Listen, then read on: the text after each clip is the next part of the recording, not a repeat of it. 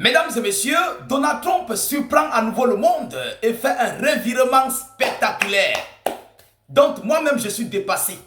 Après avoir appelé le chien avec le bâton à la main, après avoir menacé de force que l'Amérique, si l'Iran essaye d'entraver le processus d'escorte des navires bloqués au sein du golfe Persique, l'Amérique viendra une force. Alors, Donald Trump fait un nouveau revirement et dit ouvertement au monde entier que Donald Trump dit que les États-Unis d'Amérique ont des discussions très positives avec l'Iran. Mais je doute fort. Vous comprenez? Je sais de quoi je parle. Moi, état d'urgence, je doute qu'il y a de très bonnes discussions positives entre l'Iran et les États-Unis d'Amérique. Ah oui, c'est ce qu'on appelle faire le fils Sabilillahi. On appelle ça faire les yeux doux à l'Iran. Pour que, c'est-à-dire, on croque, après on souffle, comme les souris des églises. On croque, lorsque ça te ronge la patte, après ça souffle. Ce sont les Américains là. Vous comprenez un peu? Après avoir menacé de venir en force pour escorter les navires, Monsieur Donald Trump fait un revirement en faisant des yeux doux à l'Iran. On peut faire ça. Une grande puissance peut se rabaisser de la sorte. Trump lui-même se fait humilier. C'est grave ça. Mais ça c'est grave. Il paraît-il que lorsque Trump parlait, Donald n'était pas là. Je ne sais pas où c'est Donald qui a parlé. Trump n'était pas là. Parce que moi-même je suis dépassé. Je vais vous faire passer l'annonce qu'il a dit. Mais c'est dégueulasse pour une grande puissance militaire au monde. C'est-à-dire, Donald et Trump se contredisent à l'heure et à la seconde. Allons-y en profondeur, s'il vous plaît. Selon l'annonce qui a été faite, mesdames et messieurs, partagez massivement. Dieu connaît bagage qui est lourd. Dieu connaît bagage qui est lourd. Oui, partagez massivement, mettez beaucoup de j'aime à la vidéoconférence. Abonnez-vous si vous êtes nouveau à la page, s'il vous plaît. On dit quoi? Donald Trump dit que les États-Unis d'Amérique ont des discussions très positives avec l'Iran. Selon lui, ce n'est pas moi qui dis, ce n'est pas l'Iran qui dit, c'est Donald Trump qui le dit. Il dit que les États-Unis d'Amérique ont de très bonnes discussions, très positives avec l'Iran. Je me pose la question, où sont ces bonnes discussions très positives? Mesdames, Mesdemoiselles et Messieurs, où sont ces très bonnes discussions positives? Moi, en tout cas, je ne sais pas.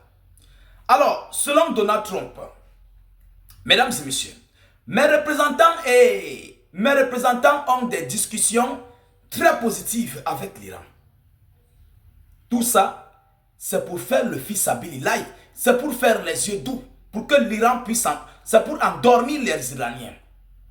Pour endormir les Iraniens, pour laisser à ce que l'Amérique entre dans le Golfe et puis puisse escorter les navires qui ont été bloqués. Mais je vous dis, mesdames et messieurs, les Iraniens ne vont jamais, au grand jamais, l'accepter. Celui qui veut doit venir, on fait un pari. On met un pari. Personne en Iran ne va l'accepter.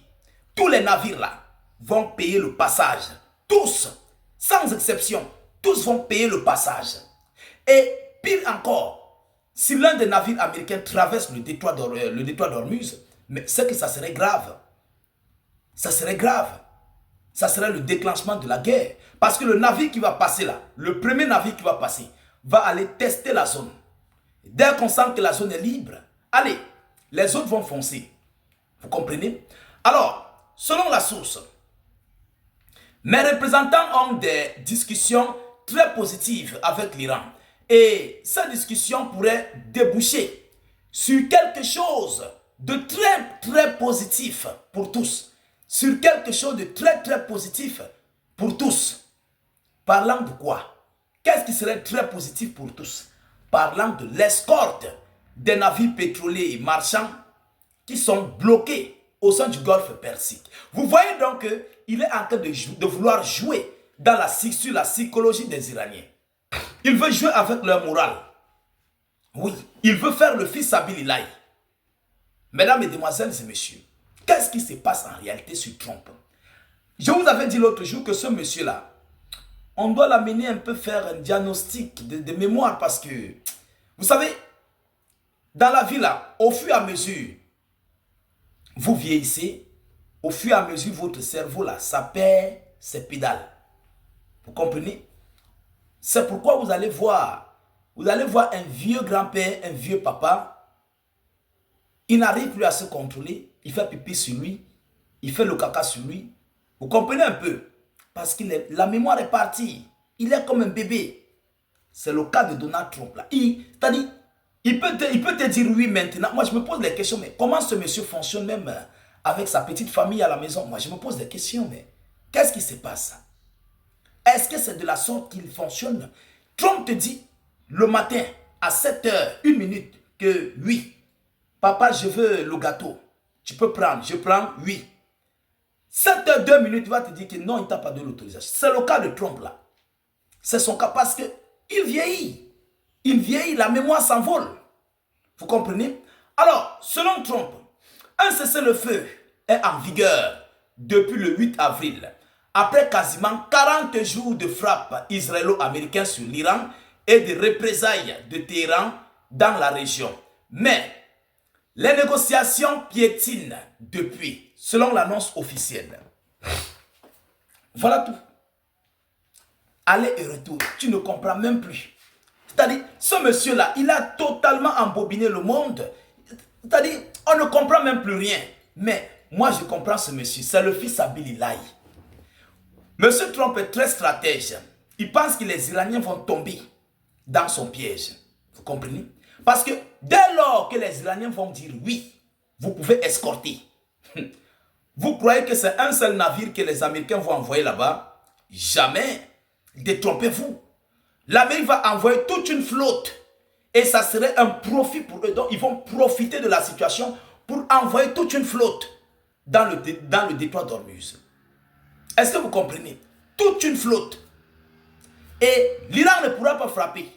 Parce que c'est l'Iran qui aurait accordé, validé à ce que l'Amérique puisse entrer. Donc, c'est impossible. C'est impossible. Les Iraniens le savent. Lorsqu'on dit oui, entre États, c'est oui. Il n'y a pas de demi-mesure, c'est oui. Tu acceptes que j'escorte des navires? Oui, entre. Ce n'est pas un navire, pas deux. Ils vont entrer avec toute leur flotte. Et ça serait l'entrée directe et totale pour aller se positionner. Alors, quand est-ce vont-ils sortir? Grosse question. Ils vont sortir quand? Tous les navires là vont passer. On va les vider. Là, ce navire-là représente pour l'Iran comme une proie. Vous comprenez? C'est comme une garantie. Est-ce que vous comprenez? Si ce navire sort, l'Iran va d'abord perdre de l'argent au sein du passage du détroit d'Ormuz. Les navires ne vont pas lui verser de l'argent. Et non seulement ça, ça va ouvrir la boîte de Pandore aux navires militaires, donc à la flotte navale américaine, d'entrer et se positionner. Qui va les faire sortir? C'est que c'est gâté. C'est gâté, mesdames et messieurs. Donc voilà ici la situation. Partagez la vidéoconférence au maximum. Mettez-la partout à travers le monde. Sécurisez la vidéo avec un maximum de j'aime. N'hésitez pas à vous abonner pour ne plus rater la page et surtout ne plus perdre nos vidéoconférences. Je vous reviens tout à l'heure pour une prochaine série d'informations. Soyez encore salués une fois de plus. Ciao, ciao.